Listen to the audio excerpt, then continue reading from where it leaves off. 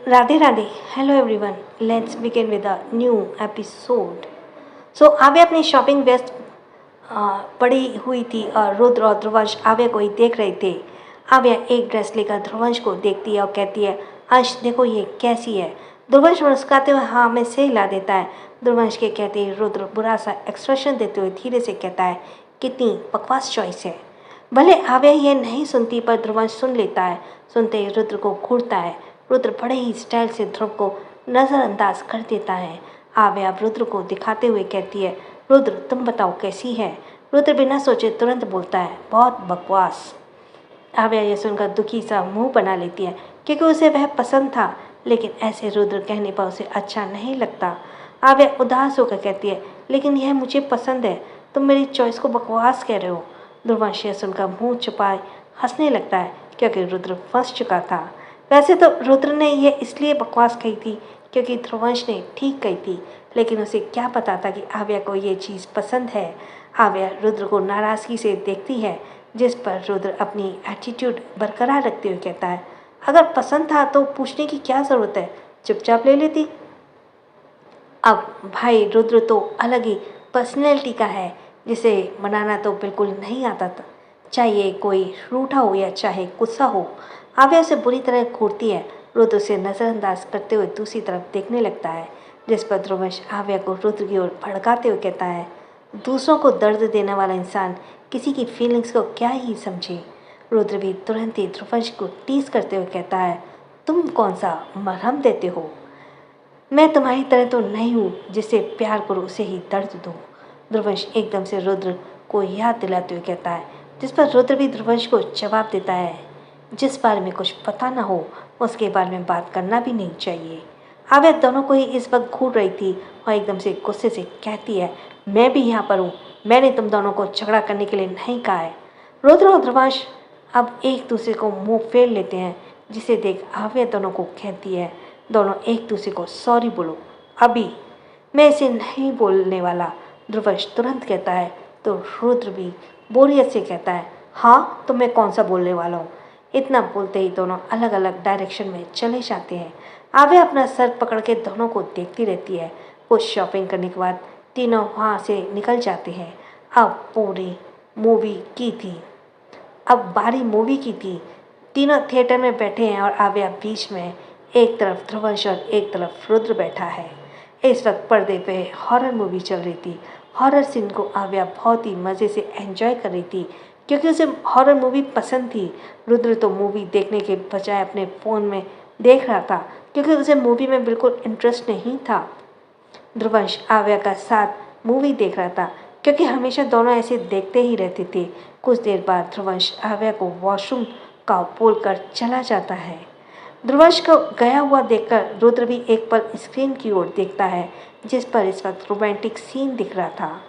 आव्या पॉपकॉर्न धीरे धीरे खाते हुए रोमांटिक सीन को बहुत गौर से देख रही थी।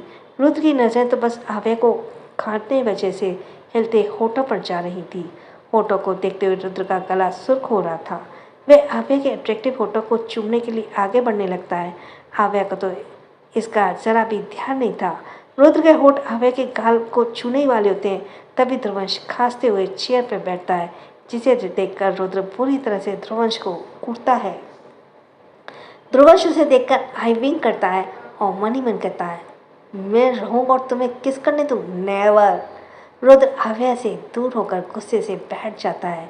मूवी खत्म होती है तो थिएटर से निकलकर आव्या रुद्र और ध्रुवंश को शॉपिंग बैग पकड़ाते हुए कहती है, इसे नीचे मत रखना। दोनों को बैग पकड़ना आव्या वॉशरूम चली जाती है। ध्रुवंश रेलिंग पकड़कर मॉल को पूरी एरिया को देखने लगता है, तो वहीं रुद्र आव्या के सामान को लेकर ही वॉशरूम की ओर चला जाता है। वॉशरूम के पास पहुँचते ही वहाँ धीरे धीरे दौड़ते हुए आता है। रुद्र धीर को सामान पकड़ाते हुए कहता है, गलती से भी नीचे रखा तो तुम्हें ऊपर पहुँचा दूँगा। धीर डर कर जल्दी जल्दी सिर हिलाता है। रुद्र वॉशरूम के अंदर जाता और एक तरफ मेल लिखा था और दूसरी तरफ फीमेल। रुद्र फीमेल वॉशरूम के साइड में दीवार से सटकर खड़ा हो जाता है। कुछ देर में आव्या बाहर निकलती है, तभी रुद्र आव्या की बाजू पकड़ खींच लेता है। आव्या रुद्र को हैरानी से देखती है। रुद्र आव्या के कमर को पकड़ते हुए अपने आप से सटा लेता है। आव्या वॉशरूम के दरवाजे को देखकर कहती है, क्या कर रहे, ये वॉशरूम है। रुद्र आवे के गाल पर हाथ रखकर होठों को सहलाने लगता है। आवे रुद्र के चेहरे को देखती है, जिसकी नजरें बस आवे के होठों पर थी। आवे रुद्र के नजरों को देख हिचकिचाते हुए कहती है, रुद्र प्लीज यहाँ नहीं। रुद्र आवे के होठों को धीरे से दबाते हुए कहता है, तो कहाँ बेबी गर्ल, और कहीं भी कर सकता हूँ, लेकिन वक्त लगेगा सब कुछ उतारने के लिए। आव्या चौंक कर कहती है, वॉट? रुद्र आव्या के पास झुककर उसके कान में धीरे से कहता है, इतनी भोली नहीं हो कि मेरी बात का समझ ना सकूं। बोलते ही रुद्र आव्या के कान से धीरे से बाइट कर लेता है। आव्या का पूरा शरीर सिहर उठता है। रुद्र के इतने करीब होने पर आव्या की धड़कन बहुत तेजी से धड़क रही थी, जिससे उसका सीना ऊपर नीचे हो रहा था। रुद्र आव्या के सीने को एकटक देखने लगता है। रुद्र की नसों को देखकर आव्या की धड़कनें और ज्यादा बढ़ जाती हैं। रुद्र अब आव्या के चेहरे को देखते हुए फिर उसके होठों की ओर बढ़ने लगता है। रुद्र आव्या के होठों को अपने गिरफ्त में लेने के लिए बेकरार था। वह आगे बढ़कर उसके होठों से अपने होठ सटा लेता है, क्योंकि वह होठों को मूव करता उससे पहले वॉशरूम का दरवाज़ा धड़ाम से खुलता है। आव्या झटके से रुद्र को धक्का देती है। रुद्र एकदम पीछे हो जाता है। रुद्र और आव्या दोनों दरवाजे की ओर देखते हैं। दरवाजे पर ध्रुवंश खड़ा था। ध्रुवंश को देखते ही रुद्र पूरी तरह से चिढ़ जाता है। आव्या अपने आप को सही करते हुए जल्दी से वॉशरूम से निकल जाती है। आव्या के पीछे ध्रुवंश भी जाता है। रुद्र अपने होठों को जीभ से लिक करते हुए धीरे से कहता है, कबाब में हड्डी। वहीं दूसरी ओर स्वर्ण और प्रणया बचपन की यादों को ताज़ा करते हुए एक बार बाहर आए हुए थे। स्वर्ण प्रणया से कहती है, भाभी बोलने का तो बिल्कुल भी मन नहीं कर रहा। प्रणया उसे तुरंत कहती है, हाँ तो किसने कहा भाभी बुलाओ, मुझे भी तो सुनने में बहुत अजीब सा लग रहा है। बोलते हुए प्रणया अजीब सा मुंह बनाती है। तभी दोनों को पास एक ऑर्डर आ जाता है। वहाँ प्रणया ने पिज़्ज़ा मंगाई थी, तो वहीं स्वर्णा ने बर्गर मंगाई थी। प्रणया पिज़्ज़ा का स्लाइस उठाकर कहती है, और कितना पढ़ने का इरादा है? मुझे तो पापा की तरह एक्टर बनना था, लेकिन अब लगता है नहीं ऐसा कुछ कर पाऊंगी। क्यों? स्वर्णा बर्गर खाते हुए एकदम से पूछती है, जिस पर प्रणया मुंह बनाकर कहती है, साजन से बात करने की सोच रही थी, लेकिन मुझे डर लग रही है। पता तो है बचपन से उसे डरती थी, अब डर खत्म हुआ है, लेकिन थोड़ा थोड़ा अब भी रहता है। स्वर्णा खाते हुए फिर से कहती है, अरे हाँ मैं पूछना भूल गई, तुम भाई के साथ एडजस्ट कैसे हो गई? मतलब पहले तो तुम्हें उन्हें देखकर ही डरती थी, अब उनके करीब आने पर डर नहीं लगता? प्रणया कहती है, बोला तो थोड़ा थोड़ा लगता है। स्वर्णा यह सुनकर सह हिलाकर खाने लगती है। प्रणया आराम से पिज़्ज़ा खाई जा रही थी, पर तभी अचानक उसका फ़ोन रिंग होता है। प्रणया स्क्रीन पर देखती तो अभियान का कॉल था। ये देखते ही प्रणया तुरंत कॉल रिसीव करके हेलो कहती है। अभियान उधर से सख्ती में कहता है, जो पकड़ा है चुपचाप उसे नीचे रखो। तुम्हें पता भी है कितना ज़्यादा अनहेल्दी है, और स्वर्णा से भी कहो वो भी ना खाए। प्रणया अपने पास रखे पिज़्ज़ा को देखती है, फिर स्वर्णा को खाते हुए बर्गर को। प्रणया धीरे से कहती है, लास्ट बार में है, हम फिर कभी नहीं खाएंगे। वैसे भी नहीं खाए तो खाना और पैसे दोनों वेस्ट हो जाएंगे। इतना बोलते प्रणया को कुछ ख्याल आता है। वह इधर उधर देखते हुए कहती है, आपको कैसे पता कि हम लोग क्या कर रहे हैं?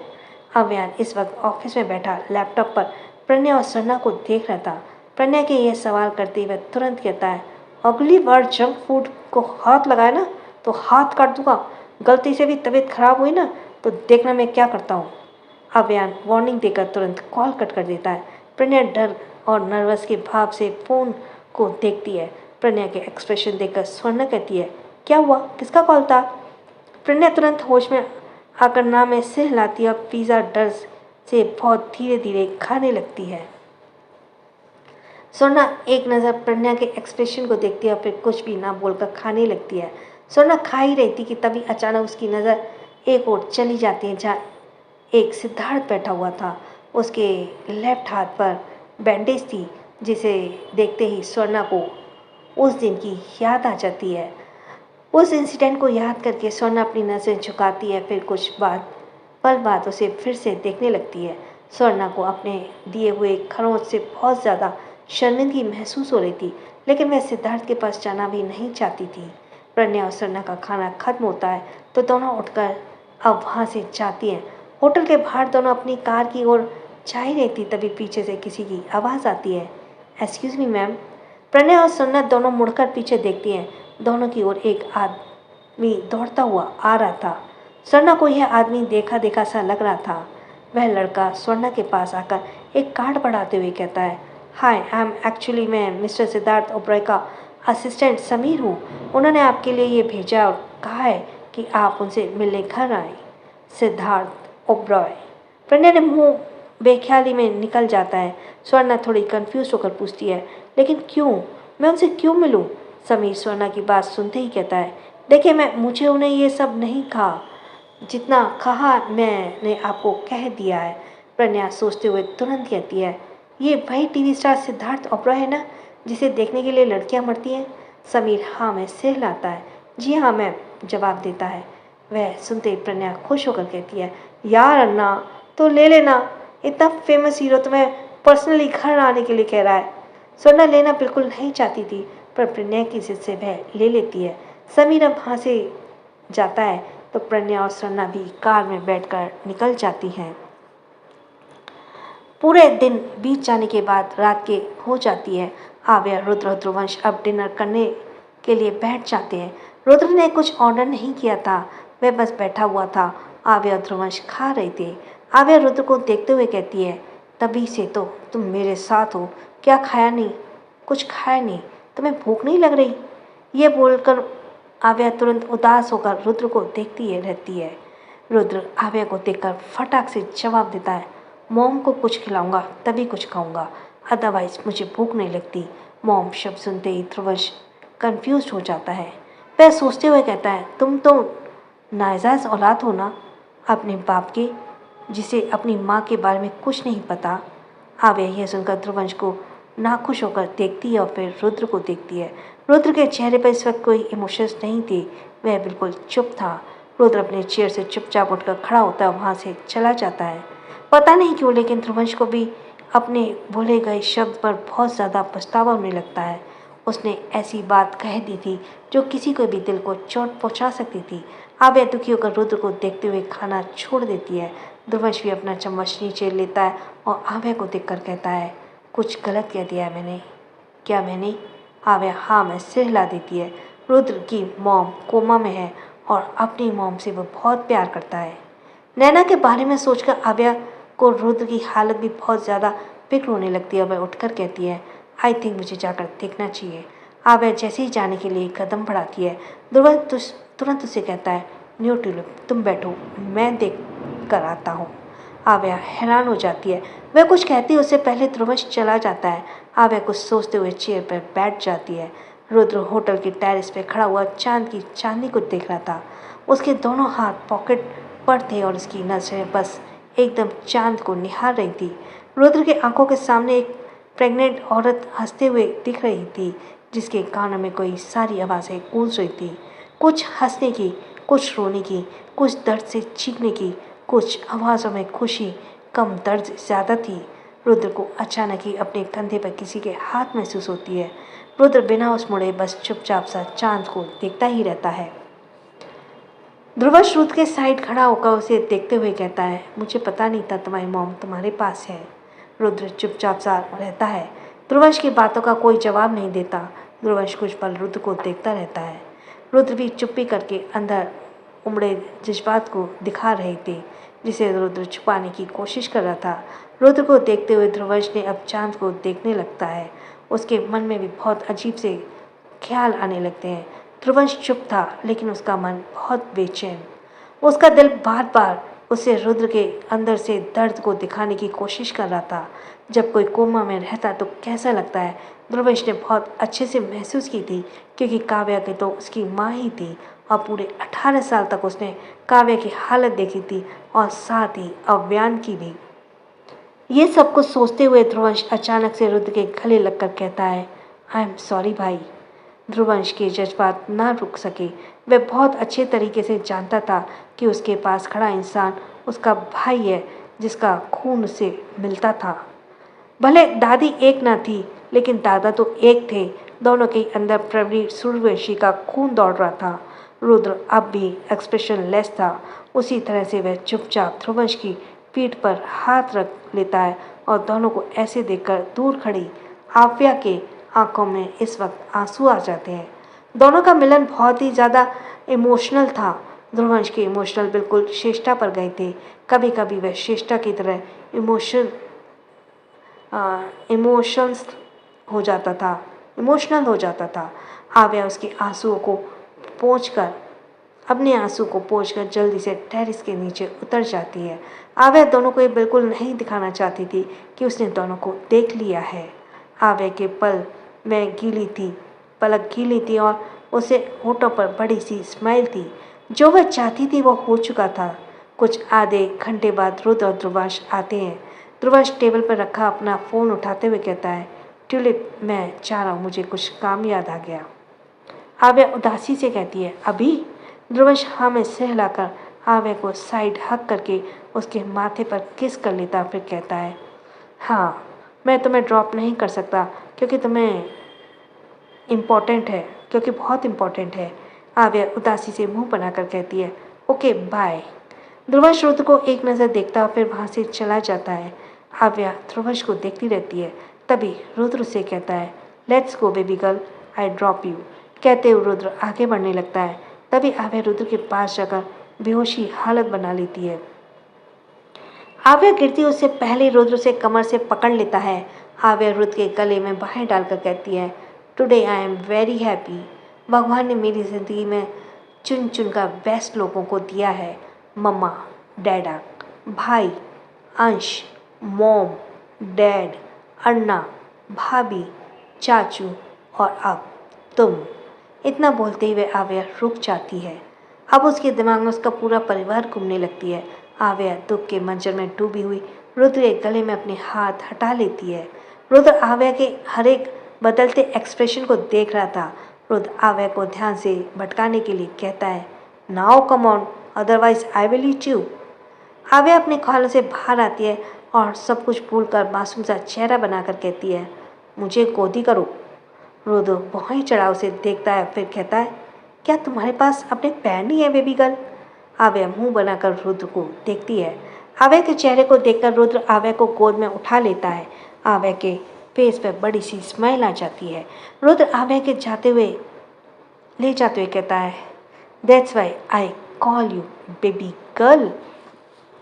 बोलते हुए रुद्र सीधा जाने लगता है। वहाँ आसपास के लोग उन्हें ही देख रहे थे।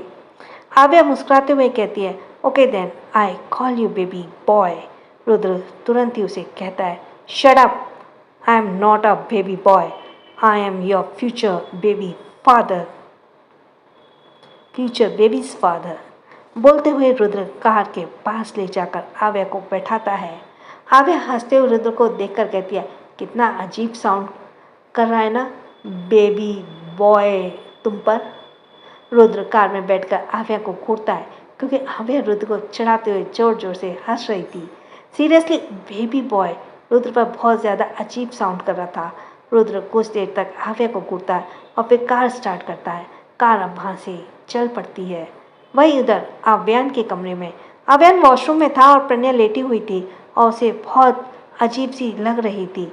वॉशरूम का दरवाज़ा एक आवाज़ के साथ खुलता है। आवाज़ सुनकर प्रज्ञा झट से अपनी आंखें बंद कर लेती है। आव्यान एक नज़र प्रज्ञा को देखकर एक फाइल लेकर सोफे पर बैठ जाता है। प्रज्ञा धीरे से अपनी आंखें खोलकर आव्यान को चुपके से देखती है। तभी उसे बहुत अजीब लगता है। प्रज्ञा चादर को फेंक कर तुरंत दौड़कर वॉशरूम चली जाती है। आव्यान सिर उठाकर एक नज़र वॉशरूम की ओर देखता है। तभी उसे प्रज्ञा के खांसने की आवाज़ आती है। प्रज्ञा बहुत ही जोर जोर से खांसने रही थी। यह सुनकर आव्यान थोड़ा घबरा सा जाता है। वह फाइल को टेबल पर पटक कर वॉशरूम की ओर बढ़ता है। वॉशरूम में जाकर देखता है तो प्रज्ञा वॉश बेसिन के सामने खड़ी होकर वॉमिटिंग कर रही थी। आव्यान यह देखकर चुपचाप प्रज्ञा को देखता रहता है। प्रज्ञा आईने में आव्यान को देख लेती है। वह अपना मुंह साफ करके मुड़ती है। आव्यान बिना कुछ बोले वॉशरूम से निकल जाता है। प्रज्ञा इस वक्त अंदर ही अंदर डर रही थी। पिज़्ज़ा की वजह से उसकी तबीयत खराब हो चुकी थी, जिसके लिए आव्यान ने मना किया था। प्रज्ञा डरते हुए धीरे धीरे वॉशरूम से बाहर निकलती है। प्रज्ञा सिर झुका ही बेड के पास जाती है। तभी उसे आव्यान की आवाज़ आती है, कम हियर। प्रज्ञा अचानक आव्यान के बुलाने से हल्का हिल सी जाती है। वह धीरे धीरे अपनी नजर ऊपर करते हुए अव्यान को देखती है जो सोफे पर टिककर आंखें बंद किए हुए था। प्रज्ञा थोड़ी डरते हुए वहीं खड़ी होकर हिला हकलाते हुए कहती है, मुझे नींद आ रही है।"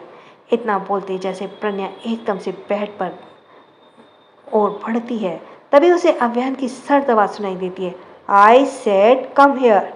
प्रज्ञा अब जल्दी से अव्यान के पास चली जाती है। प्रज्ञा फिर से हकलाते हुए कहती है, फिर कभी नहीं खा करूँगी।" अव्यान प्रज्ञा को खींचकर टेबल पर बैठाता और प्रज्ञा उसे बस डर से देखे जा रही थी। अव्यान आंखें बंद किए हुए ही प्रज्ञा से कहता है, "नाउ ईट मी। जैसे तुमने जंक फूड खाई वैसे मुझे खाओ।" प्रज्ञा समझ नहीं पाती कि अव्यान आखिर कहना क्या चाहता है। अव्यान आंखें खोलकर झटके से प्रज्ञा के चेहरे पर झुकता और प्रज्ञा डर से पीछे हो जाती है। अव्यान अपनी सर्द नजरों से प्रज्ञा को घूरता रहता और फिर अचानक से उसे अपनी गोद में खींचकर बैठा लेता है। प्रज्ञा कसकर अव्यान की बाजुएं पकड़ लेती है। अव्यान प्रज्ञा के चेहरे पे हाथ घुमाते हुए कहता है, "मैंने मना किया था ना खाने के लिए। नाउ जस्ट ईट मी।" प्रज्ञा नजर झुकाए जवाब देती है, "सॉरी।" अव्यान प्रज्ञा के होठों को सहलाते हुए एकदम सर्द आवाज में कहता है, "व्हाट सॉरी? जो कहा है ना वो करूँ।" प्रज्ञा कुछ पल चुपचाप बैठी रहती है, फिर कुछ वक्त बाद आगे बढ़कर अव्यान के गाल पर बाइट करती है। प्रज्ञा जैसे ही पीछे होती है, अव्यान पीछे से उसकी गर्दन पकड़कर उसके गाल को बहुत जोर से काट लेता है और प्रज्ञा की दर्द से अव्यान की बाजू को पकड़कर कस जाती है। अव्यान पीछे होकर फिर से कहता है, "नेक्स्ट टर्न।" प्रज्ञा अव्यान के गर्दन पर थोड़ा जोर से बाइट करती है। उसके पीछे हटती अव्यान प्रज्ञा के गर्दन पर अपने दांत काट देता है। प्रज्ञा सिसक उठती है और सिसकती हुई कहती है, "आह, बहुत दर्द हो रहा है।" अव्यान फिर से कहता है, "नेक्स्ट टर्न।" प्रज्ञा दर्द से अव्यान को देखती है। अव्यान की नज़र दूसरी ओर थी। प्रज्ञा अब फिर से अव्यान के गर्दन को थोड़ा और जोर से काटती है, जिससे उसके दांत के निशान उस पर आ जाते हैं। उसके बाद अव्यान प्रज्ञा के दूसरे साइड गर्दन पर काटता है। इस बार अव्यान के दांत थोड़े अंदर तक गए थे, जिससे प्रज्ञा की चीख निकल जाती है और रोते हुए कहती है, "बहुत दर्द हो रहा है, प्लीज़ छोड़िए।" आह! अव्यान 10 मिनट तक उसे काटता है और फिर उससे दूर होकर प्रज्ञा के चेहरे को देखता है। प्रज्ञा के आंखों में दर्द से आंसू दिख रहे थे। अव्यान प्रज्ञा के आंसू को पोंछता है और प्रज्ञा सिर झुकाए सिसकने लगती है। अव्यान प्रज्ञा को गोद से उठाकर उसे बेड पर ले जाकर लेटा देता है। प्रज्ञा अब तक रोते हुए सिसक रही थी। अव्यान फर्स्ट एड बॉक्स लेकर प्रज्ञा के पास बैठता है। अव्यान प्रज्ञा के बालों को पीछे करके उसमें काटे हुए जगह पर दवाई लगाता है और कहता है, "जब बात ना सुनकर खुद को चोट पहुँचाओगी तो सज़ा तो ज़रूर मिलेगी। दर्द भी मैं दूंगा और मलहम भी मैं लगाऊंगा।" प्रज्ञा की अचानक से सिसकी निकल जाती है, क्योंकि अब उसके बाइट मार्क पर हल्का जलन भी हो रही थी। अव्यान झुककर प्रज्ञा के गर्दन पर धीरे धीरे फूंकते हुए ठंडा हवा का एहसास कराता है, जिससे प्रज्ञा को बहुत ज़्यादा राहत मिलती है। अव्यान अब धीरे से प्रज्ञा के माथे को किस करके पीछे हट जाता है और ड्रॉ में से एक दवाई निकाल कर उससे कहता है, "ये खा लो, तुम्हारी वॉमिटिंग नहीं होगी।" प्रज्ञा चुपचाप बैठकर दवाई खा लेती है और लेट जाती है। अव्यान प्रज्ञा को कंबल उड़ाता है और खुद जाकर सोफे की तरफ एक बार बैठ जाता है। प्रज्ञा अब आंखें बंद करके अव्यान के दर्द को सहते हुए सो जाती है। सुबह सुबह प्रज्ञा अव्यान के दिए घावों को दवाई लगा रही थी। अव्यान वॉशरूम से एक करके बाहर आ रहा था वॉशरूम से चेंज करके बाहर आ रहा था और ड्रेसिंग टेबल पर सामने खड़ा होकर प्रज्ञा को पीछे से हग कर लेता है। प्रज्ञा गुस्से से अव्यान को घूरती है। अव्यान प्रज्ञा को गुस्से से देखते उसके गाल पर किस करके कहता है, "व्हाट हैपेंड सजनी?" प्रज्ञा अव्यान के घूरती रहती है और खुद को उसकी पकड़ से छुड़ाते हुए लगती है। अव्यान और कसकर उसे पकड़ कर कहता है, "कितना गुस्सा करती हो तुम सजनी?" प्रज्ञा थोड़े गुस्से से कहती है, "और आपके गुस्से का क्या? आपको पता है आपने मुझे कल गुस्से में बहुत ज़ोर से बाइट किया, मुझे दर्द हुआ और अब भी हो रही है।" अव्या प्रज्ञा के कंधे पर चिन रखकर कहता है, "सो वॉट? गलती तुम्हारी थी और सजा देना मेरा हक था।" प्रज्ञा अव्यान को देखकर मन ही मन खुद से कहती है, "साजन कितने क्रूअल है, लेकिन अब क्या करें, चॉइस तो तुमने ही की है प्रज्ञा, सहन तो करना ही पड़ेगा।" अव्यान प्रज्ञा को दूर होकर पानी उठाकर देता है। मुझे तुमसे कुछ बोलना था, बोलते ही अव्यान पानी पीता है। प्रज्ञा झट से जवाब देती है, हाँ बोलिए। अव्यान पानी पीकर ग्लास टेबल पर रखता है और फिर फ़ोन उठाकर कहता है, बहुत टॉर्चर कर लिया है बॉडीगार्ड ने उन दोनों को। अगर तुम और टॉर्चर करना है तो आज ही करो, क्योंकि कल उन्हें जेल भेज दिया जाएगा। प्रज्ञा समझ चुकी थी कि अव्यान काजल और सितारा की बात कर रहा है। प्रज्ञा जैसे ही यह सुनती है उसके चेहरे पे बहुत अजीब से एक्सप्रेशन आ जाते हैं। प्रज्ञा को जैसे ही यह सुनकर अंदर तक खुशी मिल रही थी, वह बहुत अजीब तरह से मुस्कुरा रही थी। अव्यान प्रज्ञा के एक्सप्रेशन को नोटिस करते ही उसके पास पहुंचकर उसके गाल पर हाथ रख लेता है। प्रज्ञा हड़बड़ाते हुए अपने एक्सप्रेशन चेंज करती है और मासूम बनकर अव्यान को देखती है। अव्यान प्रज्ञा की आंखों में एकटक देखने लगता है। अव्यान कुछ पल प्रज्ञा को ऐसे ही देखता रहता है और फिर उसके माथे पर धीरे से किस कर लेता है। प्रज्ञा की आंखें अपने आप बंद हो जाती हैं। अव्यान अब प्रज्ञा को दूर होकर जाने ही मुड़ता है, तभी अचानक ही प्रज्ञा उसके हाथ पकड़ लेती है। अव्यान मुड़कर देखता है तो प्रज्ञा उसे देखते हुए कहती है, काजल ध्रुवंश से प्यार करती है। उस दिन जो उसने किया, यह सोचकर किया कि ध्रुवंश की वाइफ हो, वो ध्रुवंश से बहुत प्यार करती है, इसलिए वह बस उसे पाना चाहती है। आई थिंक वो गलत नहीं है। अव्यान यह सुनकर कुछ सोचने लगता है। प्रज्ञा फिर से कहती है, आपको एक बार ध्रुवन से बात करनी चाहिए इसके बारे में। अव्यान प्रज्ञा को देखते हैं फिर गहरी सांस लेकर कहता है, ध्रुवंश अब इन सब के लिए रेडी नहीं है। उसकी प्यार को मरे हुए 1 साल भी नए हुए हैं। ये सुनकर प्रज्ञा शॉक्ड हो जाती है। ध्रुवंश की प्यार थी और मर भी गई। प्रज्ञा को तो अभी पता ही नहीं चला। प्रज्ञा काफ़ी देर सोचती है फिर कहती है, ये कब हुआ? अव्यान अब कुछ नहीं बोलता। प्रज्ञा अपने जवाब के लिए इंतजार किए जा रही थी, लेकिन अव्यान इस बार कोई जवाब नहीं देता। अव्यान अब जाते हुए कहता है, उसी से पूछ लो। प्रज्ञा अव्यान को जाते हुए देखकर खुद ही उसे बात करते हुए कहती है, रुकिए, हमें भी साथ जाना है। प्रज्ञा ऐसे करते हुए उसके पीछे भाग जाती है। दोनों एक साथ नीचे चले जाते हैं। डाइनिंग टेबल पर इस वक्त सभी मौजूद थे। प्रज्ञा स्वर्णा और अव्यान के बीच में बैठती है। प्रज्ञा स्वर्णा और अव्यान के बीच में बैठती है और स्वर्णा से बात करते हुए हंसने लगती है। अव्या डाइनिंग टेबल पर से पूरी तरह से देखकर कहती है, डैडा मम्मा कहाँ हैं? आदित्य अपने फ़ोन में बिजी हुए ही जवाब देता है, वाइफी मंदिर गई है। ध्रुवंश यह सुनते ही बोलता है, आजकल मम्मा बहुत ज़्यादा मंदिर जा रही है, शायद इस बार उनकी बहुत सारी मन्नत है। प्रज्ञा गौर से ध्रुवंश को देखती है रहती है। ध्रुवंश को देखकर कभी लगता नहीं था कि उसके प्यार की मौत हो चुकी है, क्योंकि वह कभी दर्द में रहा ही नहीं। वह फिर यूँ कहे उसने अपने दर्द को कभी दिखाया ही नहीं।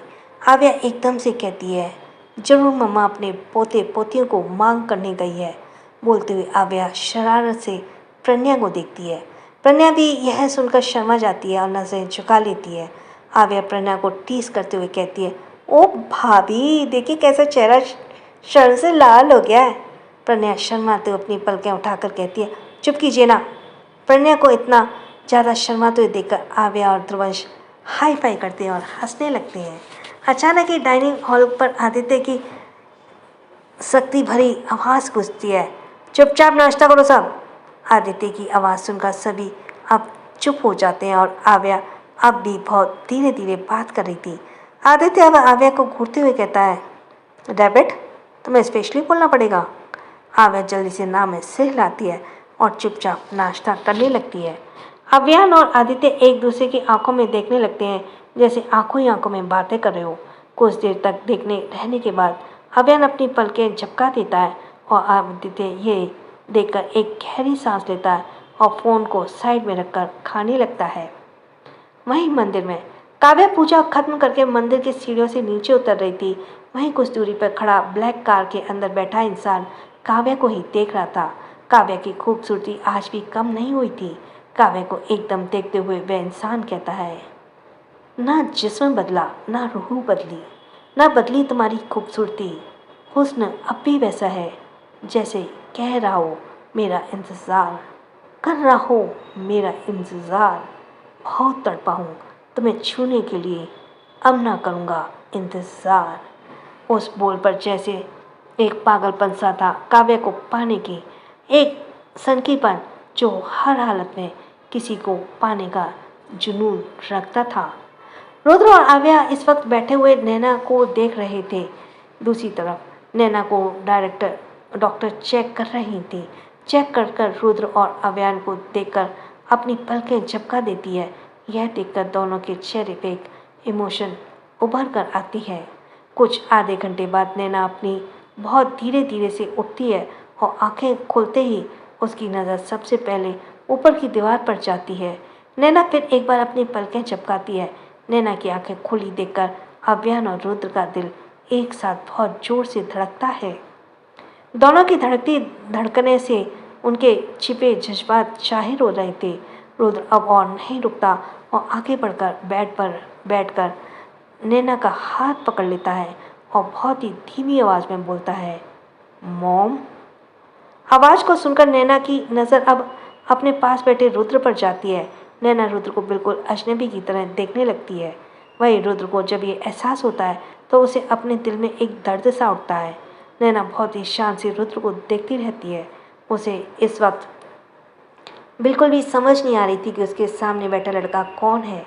आव्यान अब आगे बढ़कर दूसरी ओर से नैना के पास चला जाता है। नैना अब कभी रुद्र को देखती है तो कभी आव्यान को। आव्यान डॉक्टर की ओर देखकर इशारा करता है तो डॉक्टर हाँ में सिर हिलाकर ड्रॉ से एक फ़ोटो फ्रेम निकालती है। डॉक्टर यह फ़ोटो फ्रेम जाकर आव्यान को देती है। आव्यान फ़ोटो फ्रेम को लेकर बहुत धीरे से बुलाता है, माँ। नैना की नज़रें अब आव्यान पर चली जाती हैं। नैना को अपनी ओर देखता पाकर आव्यान फ़ोटो को उसकी ओर कर देता है। उस फोटो पर नैना थी जो प्रेग्नेंट थी और उसके साथ करीब 11 साल के 2 लड़के बच्चे दिख रहे थे। आव्यान एक लड़के की ओर इशारा करते हुए कहता है, रुद्र। नाम सुनते ही नैना कुछ याद आने लगती है। आव्यान अब दूसरी लड़की की ओर इशारा करते हुए कहता है, आव्यान। नैना बहुत गौर से उन दोनों फोटो को देखने लगती है। तभी आव्यान रुद्र की ओर इशारा करता है, रुद्र। आव्यान रुद्र की ओर इशारा करता है और फिर फोटो की ओर इशारा करता है। आव्यान ऐसे करते हुए नैना को रुद्र की पहचान करवा रहा था। आव्यान अब दूसरी लड़की की ओर दिखाती है और कहता है, आव्यान। आव्यान पहले खुद की ओर इशारा करता है और फिर फोटो की ओर इशारा करता है। इस बार आव्यान अपनी पहचान बता रहा था। इस दौरान रुद्र बस एकटक अपनी मॉम को देख रहा था। आखिर आज 12-13 साल बाद नैना ने आंखें जो खोली थी। नैना जैसे ही दोनों को पहचान लेती है वो अपने मुंह खोलने की कोशिश करती है। नैना मुंह खोलकर धीरे से कहती है, रुद्र, आव्यान। नैना के मुंह से आवाज़ सुनते ही आव्यान उसके पास बेड पर बैठ जाता है। नैना की आंखों में इस वक्त हल्की नमी थी। वह उठने की कोशिश करने लगती है। तभी रुद्र और आव्यान एक साथ उन्हें सहारा देते हुए उठाते हैं। नैना दोनों के हाथ को पकड़कर अपने होठों से चूम लेती है। आव्यान और रुद्र एकदम से नैना को गले लगा जगते हैं। नैना दोनों के गले लगे हुए रोते हुए बोलती है, तुम दोनों आव्यान और रुद्र हो। मेरा आव्यान और रुद्र, कितने बड़े हो गए हो तुम दोनों। नैना की आवाज़ सुनकर इस वक्त बहुत ही ज़्यादा धीमी थी। नैना के बोलते ही रुद्र की आवाज़ बहुत दर्द से भरी आवाज़ निकल जाती है, यस मॉम। यह सुनते ही नैना कसकर दोनों को पकड़ लेती है। उसके आंसू टपकते हुए नीचे गिर जाते हैं। कुछ देर बाद तीनों अलग होते हैं। दोनों फिर से नैना को सहारा देते हैं और नैना को बेड पर लेटाते हैं। नैना दोनों को बहुत गौर से देखती रहती है। अचानक उसे अपनी बीते दर्द याद आने लगते हैं।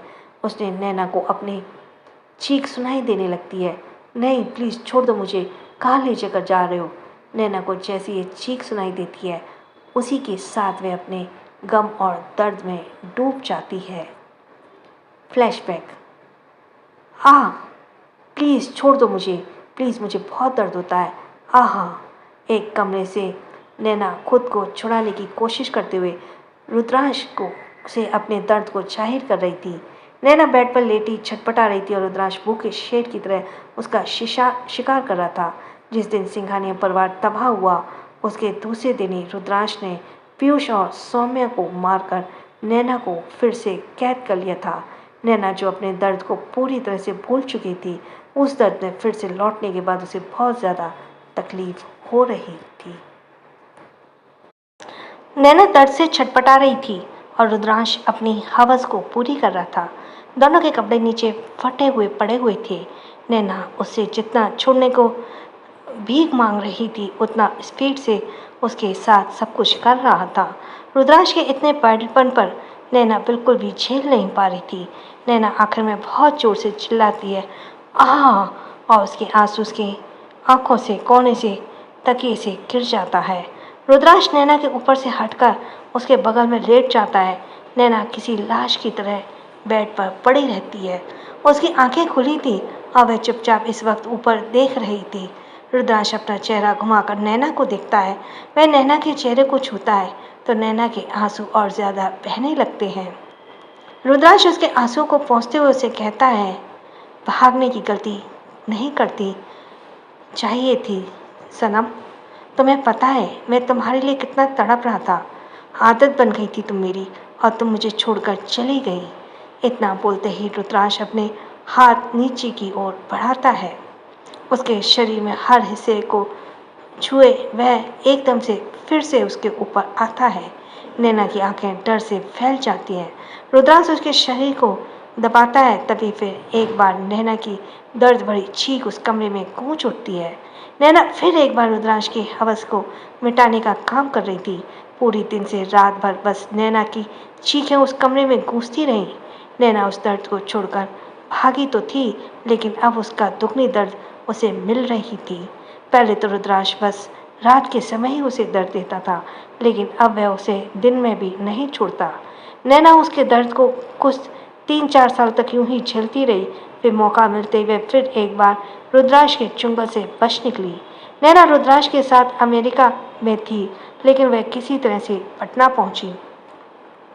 रुद्रांश के आदमी उसके पीछे पड़े हुए थे। वह हमेशा छुपती हुई डरती रहती, न रात को ढंग से सो पाती, न दिन में ठीक से रह पाती। नैना की जिंदगी एक नरक बन चुकी थी, लेकिन उसकी जिंदगी तो तब बदली जब एक दिन नैना भागते हुए अव्यान से टकराई। अव्यान करीब 9 या 10 साल का था। उसने स्कूल यूनिफॉर्म पहनी थी और उसके चेहरे पे कोई इमोशंस नहीं थे। नैना की हालत बहुत ही ज़्यादा खराब थी, क्योंकि वह कुछ खा तक नहीं पाती थी। नैना एकदम रोते हुए अभियान से कहती है, प्लीज़ मेरी मदद करो, प्लीज़ वो लोग मुझे पकड़ लेंगे, बहुत दर्द देते हैं वो मुझे। अभियान भले नैना की बात नहीं समझ पा रहा था, लेकिन नैना की परेशानी और तकलीफ बहुत अच्छे से देख पा रहा था। वह नैना से कुछ कह पाता, तभी पीछे से आवाज़ आती है, अरे बोरी पकड़ो उसे। आवाज़ सुनते ही नैना बहुत ज़्यादा डर जाती है और फिर अभियान को छोड़कर भागने लगती है। अभियान दूर से आते आदमियों को देख रही थी। अभियान देख रहा था जो नैना को पकड़ने के लिए जा रहे थे। वो सारे आदमी जैसे अभियान के पास पहुंचते हैं, अभियान अपने भारी बैग से निकाल कर उनके पैर पर बहुत जोर से मारता है। पैर के में बैग से लगा इंसान पटक कर नीचे गिर जाता है। उसी के साथ उसके पीछे वाले भी गिर जाते हैं। अभियान अपना बैग खोलता है और कंपास निकालकर तीनों के पैर में बारी बारी से बहुत जोर से अंदर घुसाता है और तीनों को दर्द से चीख निकल जाती है। अभियान के हाथ में इस वक्त खून था और एकदम अपने खून से सने हाथों को देख रहा था। अभियान आसपास देखता है, कुछ लोग बाहर निकल कर आ रहे थे। उनमें से कोई भी अभियान को देख पाता कि तुरंत ही वह बैग लेकर जाने लगता है। वह बोतल का पानी निकालकर खुद के हाथ को साफ करता है और रुमाल से पोंछते हुए जाने लगता है। सारे लोग तीनों आदमी के पैर में निकलते खून को देखकर इधर उधर देखते हैं, उस इंसान को खोजने लगते हैं जिन्होंने उनका ये हाल किया था। सभी को अभियान जाते हुए दिखता है, लेकिन स्कूल की ड्रेस में देखकर बच्चा सोचकर कोई भी उस पर शक नहीं करता। अभियान अपने रास्ते आराम से चला जाता है, क्योंकि नैना किधर भागी ये अभियान को बिल्कुल नहीं पता था। अभियान बहुत कम उम्र में सेल्फ डिपेंडेंस के साथ बहुत कुछ सीखा था। उसने हर इस चीज़ को सीखा था जिससे वह सामने वाले को खुद मारने न दे। अगले दिन अभियान फ्लैशबैक कंटिन्यूज। अगले दिन अभियान स्कूल में हमेशा अकेले ही आता जाता रहता था। आज ही वह अकेले ही जा रहा था, पर अचानक उसकी नज़र नैना पर पड़ी, जो मंदिर की सीढ़ियों पर भिखारी के साथ बैठी हुई थी। भिखारियों के साथ नैना भूख की वजह से तड़प रही थी।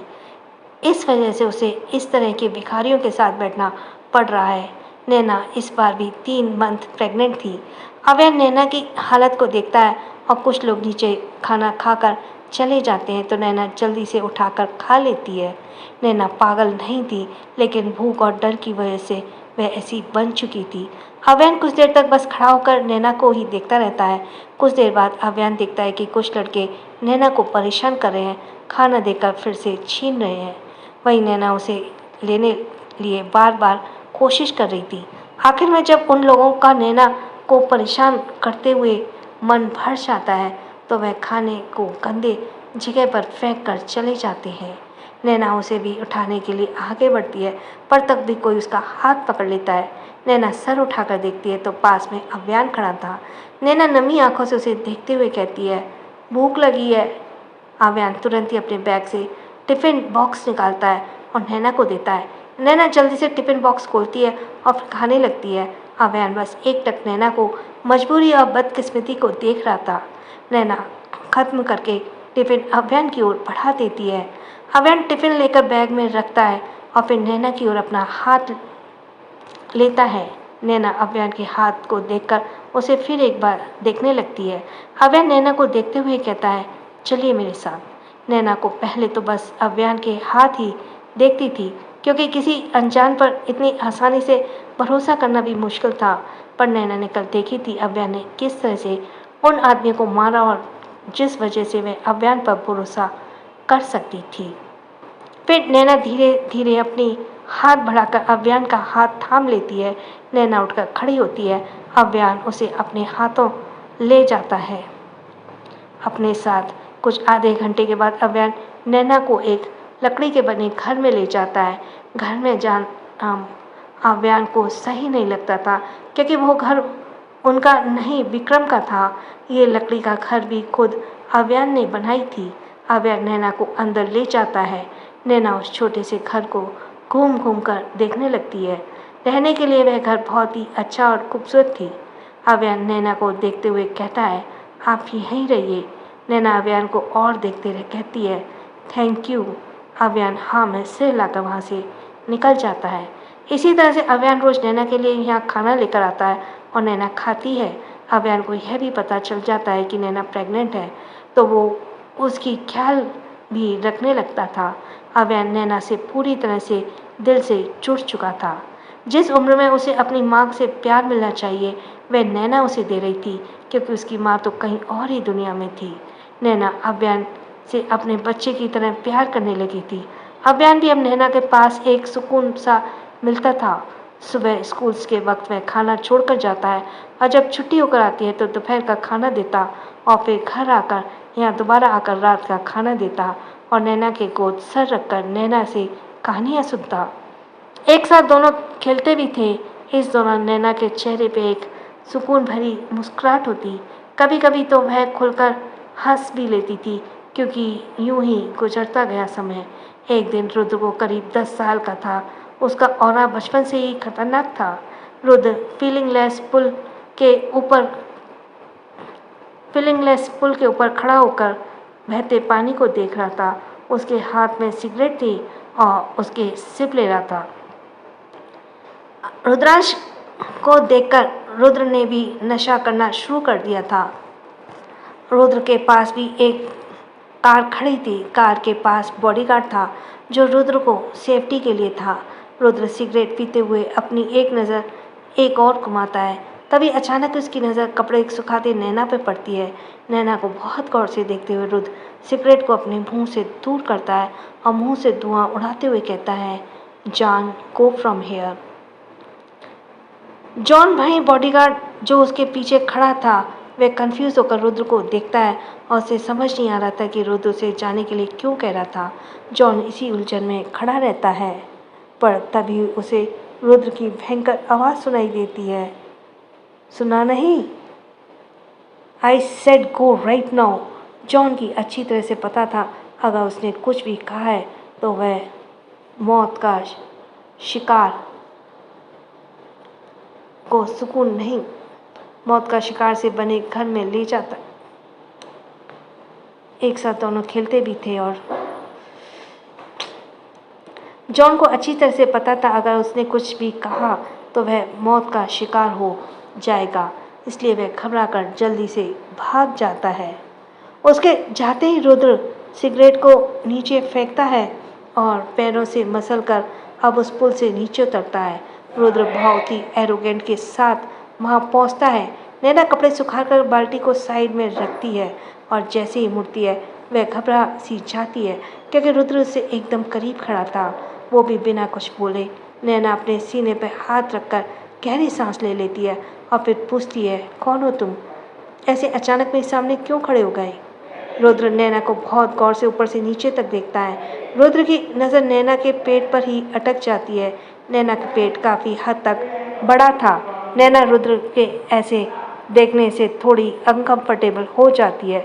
भले रुद्र बच्चा था लेकिन उसकी पर्सनैलिटी से गुंडा से कम नहीं लगता। नैना उधर उधर देखते हुए कहती है, कौन हो तुम? तुम मुझे ऐसे क्यों देख रहे हो? रुद्र बिना कुछ बोले वहीं खड़ा नैना को देखता रहता है और फिर धीरे धीरे नैना की ओर कदम बढ़ाने लगता है। नैना यह देखकर डर सी जाती है और वह अपनी कदम पीछे करने लगती है। रुद्र एकदम बस नैना के डर से भरे चेहरे को देख रहा था और अपने कदम बढ़ा रहा था। नैना हकलाते हुए कहती है, दूर हटो मुझसे, मेरे पास मत आना। नैना घबराते हुए इसके बावजूद रुद्र बस नैना की ओर कदम बढ़ाता रहता है। नैना चलते चलते एक रुक जाती है क्योंकि उसके पीछे अब एक नदी थी और उसने एक कदम भी पीछे की तो वह गिर जाती। नैना भागते हुए इधर उधर देखती है, तभी रुद्र उसके कदम एकदम पास जाकर बिना कुछ बोले नैना को गले लगा लेता है। नैना की आंखें हैरानी से फैल जाती हैं और वे एकदम से सन्न रह जाती है। रुद्र बिल्कुल चुपसा नैना के गले लगा हुआ था। नैना रुद्र को ऐसे करने से कुछ समझ नहीं पाई थी, फिर भी उसे अंदर में बहुत ज़्यादा सुकून मिल रही थी, जैसे उसका शरीर का टुकड़ा बहुत दिन बाद जुड़ा हो। दोनों शांति से खड़े हुए थे, तभी कोई अचानक रुद्र की बाजू को पकड़कर झटके से नैना से अलग करता है और एक जोरदार पंच रुद्र के चेहरे पर मारता है। यह और कोई नहीं, अभियान था। अभियान के चेहरे पे गुस्सा था क्योंकि उसे लगा रुद्र नैना को नुकसान पहुंचाना चाहता है। रुद्र एक कदम पीछे होकर अभियान को और टेढ़ा करके देखता है। दोनों की उम्र बच्चों वाली थी लेकिन दोनों ही बहुत बड़े जैसे दिख रहे थे। अभियान आगे बढ़कर फिर से रुद्र को पंच मारता है पर कर नहीं पाता क्योंकि इस बार रुद्र उसके पंच को रोक लेता है। रुद्र अभियान को देखकर अचानक बहुत जोर से उसे लात मारता है। अभियान के कदम पीछे हो जाते हैं। नैना एकदम से चिल्लाती है, अभियान! नैना जल्दी से अभियान के पास जाती है और उसकी ड्रेस पर लगे गंदे दाग को हटाने के लिए पहुंचती है। रुद्र अपनी माँ को किसी और से इतनी फिक्र करता देख अपनी गर्दन पर हाथ फेरने लगता है और घूर कर अभियान को ही देख रहा था। नैना अभियान के गाल को छूकर कहती है, अभियान तुम ठीक हो ना? बोलते हुए नैना के चेहरे पर ममता साफ झलक रही थी। अभियान नैना के गाल पर हाथ रखकर जवाब देता है, आई एम ओके माँ। इतना बोलते हुए रुद्र को घूरता है। नैना अभियान के गाल से हाथ हटाकर गुस्से से रुद्र को घूरती है और फिर जल्दी से आगे बढ़कर रुद्र को एक थप्पड़ मारती है। रुद्र का चेहरा एक तरफ झुक जाता है। नैना गुस्से से उस पर चिल्लाती है, तुम्हारी हिम्मत भी कैसे हुई मेरे बेटे को मारने की? रुद्र दूसरी तरफ देखते हुए दर्द से मुस्कुराता है। आज पहली बार रुद्र अपनी माँ से मिलने आया और उसकी माँ ने उसकी स्वागत एक थप्पड़ से किया था। रुद्र को अंदर ही अंदर बहुत ज़्यादा तकलीफ हो रही थी। उसकी खुद की माँ उसको पराया और दूसरे को अपना कह रही थी। रुद्र को अंदर ही अंदर बहुत तकलीफ हो रही थी कि उसकी माँ जो है अभियान को अपना और उसको पराया कर रही थी। और रुद्र मुड़कर आगे देखता उससे पहले अभियान आगे आकर उसके सीने पर जोर से लात मारता है। रुद्र नदी के छोर पर खड़ा था जिस वजह से वह नदी में गिर जाता है। पानी में गिरने के बाद वह पानी में जैसे गायब हो जाता है। रुद्र का कहीं नामो निशान नहीं दिख रहा था। अभियान और नैना दोनों ही पानी में उसे देख रही थी पर बहुत देर तक वह कहीं नहीं दिखा। कुछ दिन बीत जाते हैं। नैना वैसे ही अभियान के साथ रहने लगती थी पर एक दिन नैना अपना चेहरा छुपाए जब मंदिर गई थी तो अचानक ही उसका टकराव रुद्र से हुआ। नैना हैरानी से उसे देख रही थी, तभी एक आवाज़ आई, टाइगर कम फास्ट। आवाज़ को सुनते ही नैना का दिल डर से बहुत तेज़ी से धड़कने लगा, क्योंकि वह इस आवाज़ को बहुत अच्छे तरीके से जानती थी। रुद्र नैना से छुपे चेहरे को देखकर रुद्रांश को जवाब देता है, यस डैड। यह सुनकर नैना पहले रुद्र को गौर से देखती है, फिर नैना थोड़ा झांक कर रुद्र के पीछे देखती है तो उसकी आंखें डर से फैल जाती हैं। पीछे रुद्रांश खड़ा था और वह फ़ोन पर कुछ देख रहा था। रुद्रांश को देखते ही नैना का डर से सर ही घूम जाता है। नैना बेहोश होकर वहीं गिरती उससे पहले रुद्र उसे संभाल लेता है। नैना की हाइट बहुत ज़्यादा लंबी नहीं थी और ना ही वह बहुत ज़्यादा भारी थी, और वैसे भी रुद्र को भारी चीज़ें उठाने की आदत थी। रुद्र एक नज़र पीछे मुड़कर रुद्रांश को देखता है, जो फ़ोन में बिजी था। रुद्र नैना को गोद में उठाकर मंदिर के सीढ़ियों पर चढ़ता है और दूसरे रास्ते से उस जगह पर नैना को पहुंचा देता है जहां नैना रहती थी। रुद्र नैना के घर के अंदर ले जाकर बेड पर लेटा देता है। लेटाकर रुद्र नैना के चेहरे को छूता है और फिर नैना के बेबी बम्प को। रुद्र वापस लौटते मुड़ ही रहा था, तभी नैना बड़बड़ाते हुए सुनाई देती है, प्लीज़ मुझे छोड़ दो, मुझे बहुत दर्द होता है, आह छोड़ो छोड़ो मुझे। नैना बेहोशी में भी रो रही थी, उसे अब तक वो दर्द महसूस हो रहा था। रुद्र उधर उधर देखते हुए एक ओर से पानी लेकर आता है और नैना के चेहरे पे छींटे मारता है। नैना होश में आकर रुद्र को देखती है। कुछ पल के लिए तो उसे कुछ याद नहीं आता, लेकिन जब याद आता है तो वह कसकर रुद्र को गले लगाकर रोने लगती है।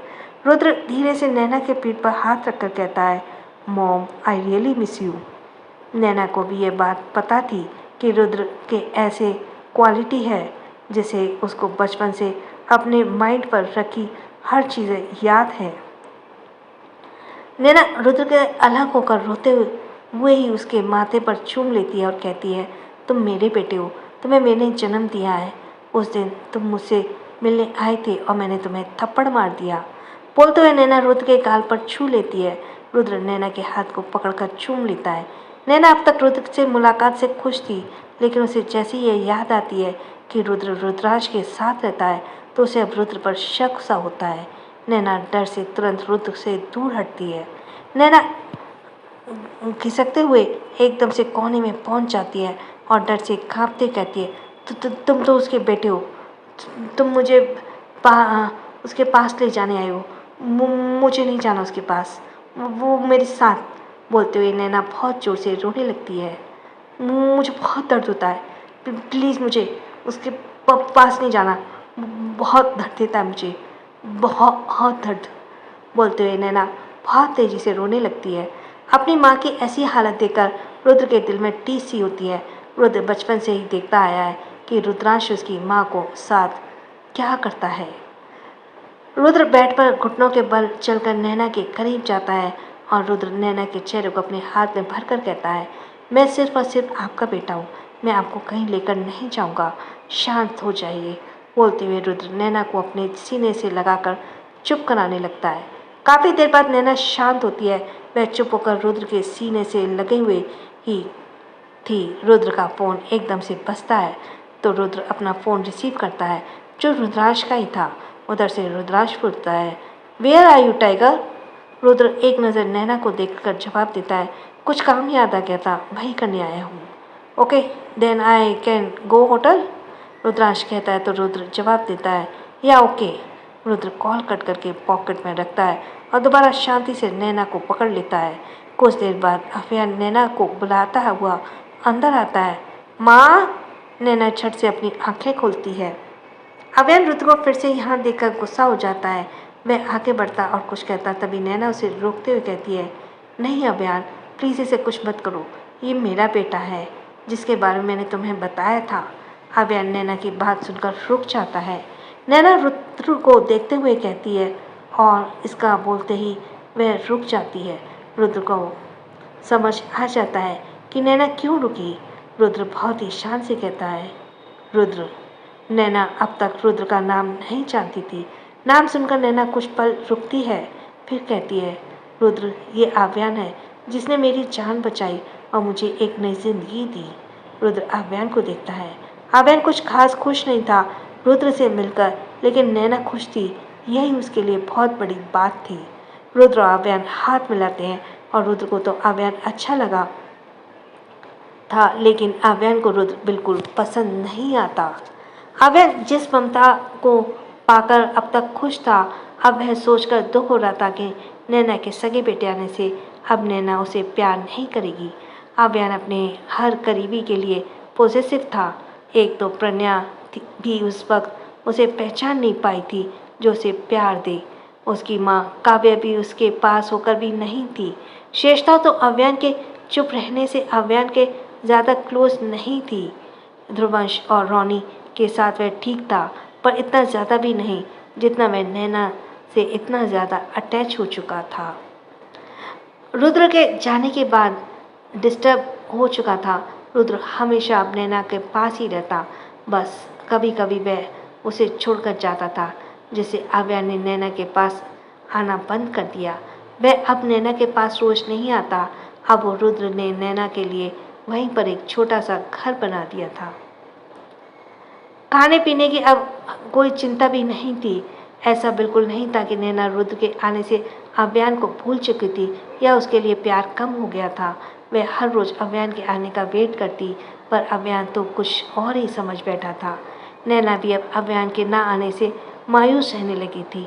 एक दिन जब नैना अव्यान को याद करते हुए उस लकड़ी के घर से जाती है, तभी उसकी आदमी आकर नैना को पकड़ लेते हैं, और यह सब रुद्रांश के ही आदमी थे। नैना खुद को छुड़ाने के लिए छटपटाते हुए चिल्लाती है, पर आज कोई नहीं था, रुद्र ना ही अव्यान। छोड़ो मुझे, छोड़ो। उस आदमी में से एक कहता है, बॉस को कल करके बताओ कि मैडम मिल गई। नैना यह सोचते ही डर जाती है। वह फिर एक बार उस कैद में जाने वाली है, पर कोई कॉल करता उससे पहले ही अव्यान उसके सर पर पत्थर मारता है। चीखते हुए अपना सर पकड़ लेता है। अव्यान उनके सबके पास जाकर नैना को छुड़ाने की कोशिश करता है, पर इस बार वह आदमी उसके कई गुना बड़े और हट्टे कट्टे थे, जिसे अव्यान कुछ कर नहीं पा रहा था। तभी अचानक गन शूट से एक आदमी दर्द से चिल्लाता हुआ गिर जाता है। सभी सामने देखते हैं, सामने रुद्र था। रुद्र को देखते ही सबके चेहरे पर डर था। रुद्र एकाएक करके सबको शूट करता रहा था। अव्यान नैना को लेकर वहाँ से दूर हट जाता है। नैना रुद्र को गलत गन चलाता देख हैरान थी। अव्यान नैना को घर के अंदर ले जाने के लिए बढ़ता है। उस पर एक आदमी शूट करता है। यह देखकर रुद्र उस पर बढ़ता है। अव्यान पर लगने वाली गोली रुद्र खुद बीच में खड़ा होकर ले लेता है। रुद्र के बाजू से टच करके वह गोली पार हो जाती है। रुद्र तुरंत ही उसे शूट करता है और वह गिर जाता है। रुद्र भी नीचे गिर जाता है। अव्यान और नैना भी रुद्र को गोली लगते हुए देख लिया था। नैना रुद्र के पास जाना चाहती थी, लेकिन अव्यान उसे मना कर देता है, क्योंकि नैना बहुत ज़्यादा थक चुकी थी। अव्यान रुद्र को लेकर आने का बोलकर रुद्र को और भड़क जाता है। अव्यान रुद्र के पास जाकर अपना हाथ बढ़ाता है। रुद्र अपने बाजू को पकड़ा हुआ था। अव्यान के हाथ को देखकर वह अपने खून से भरे हाथ को बढ़ाकर अव्यान का हाथ थाम लेता है। उसी वक्त से अव्यान और रुद्र एक अटूट दोस्ती के बंधन में बंध जाते हैं, जिसे तोड़ना किसी के बस की बात नहीं थी। अब हमले के बाद सब कुछ ठीक था। रुद्र और अव्यान साथ रहते थे। रुद्र अव्यान को गन चलाना सिखा देता है। नैना भी दोनों का साथ देकर बहुत खुश थी, लेकिन कहते ना, खुशी को खुशी बहुत दिन तक टिक नहीं पाती। इसी तरह से वो काला दिन आता है जो सब कुछ तबाह कर देता है। नैना 9 मंथ्स प्रेग्नेंट हो चुकी थी और तीनों को ही बेबी के आने की बहुत खुशी थी। तीनों इंतज़ार कर रहे थे उस दुगनी खुशी का, नैना के आने वाले बेबी का। लेकिन थैंक्स फॉर लिसनिंग। छोटों को प्यार, बड़ों को सम्मान। राधे राधे।